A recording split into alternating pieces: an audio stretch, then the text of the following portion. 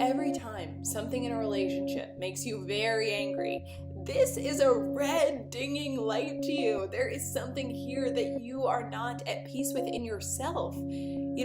Maybe it's your mom and she caused the issues, and maybe your boyfriend has lied to you, and maybe they deserve the anger. Maybe they don't. Either way, this is an emotional trigger and should alert you that you have a demon here. This is your shadow. So what is the difference between Narcissus and Kali? Narcissus didn't realize it was his reflection. Therefore, he could only be cleansed in literal death, falling into the water, solutio, dissolving the ego, a descent into water. This is Scorpio's water, the water of Hades, or Pluto, the water we drown in. Whereas Kali could look into the same water, the reflection, and recognize herself.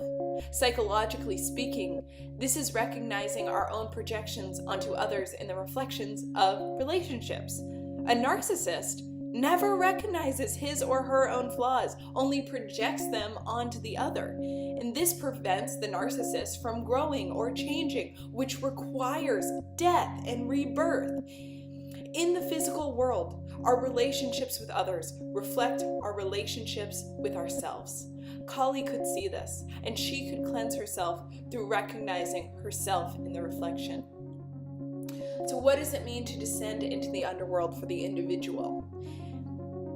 Quote, inherent in the Dionysic element of moisture is not only the power which maintains life, but also the power which creates it. This flows through the entire human and animal world as a fertilizing, generative substance. If we become static, if we get comfortable, if things don't change, this is death.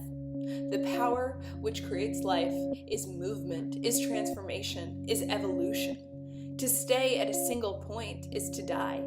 Alan Oken, a wonderful astrologist, always says, when one meets Pluto, quote, transform or die, end quote. This is also why those things we feel the most shame for are those things that, when integrated, are meant to empower us the most. Yes, I'm rageful, but I will not be taken advantage of. In recognizing that I have rage, I will not be blindsided by it, and I am able to recognize my own power within that. I take responsibility for myself and seek to control my impulses. This is a transformation. I take the power of the rage for myself, rather than the rage taking power over me. A coyote is not bad for killing. It is the nature of the coyote.